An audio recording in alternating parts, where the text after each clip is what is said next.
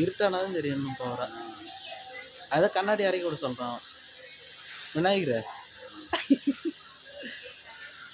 நல்லா தான் இருக்குது விநாயகர். நைட்டில் நல்லா இருக்கும்ல, அந்த ஃபோட்டோலாம் தெரியாமல் லைட் மட்டும் தெரிறப்ப நல்லாயிருக்கும்.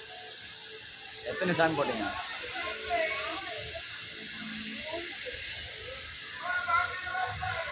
முருகன். நைட் நல்லா இருக்குன்னு நினைக்கிறேன் தெரிஞ்சு. இது விநாயகர்.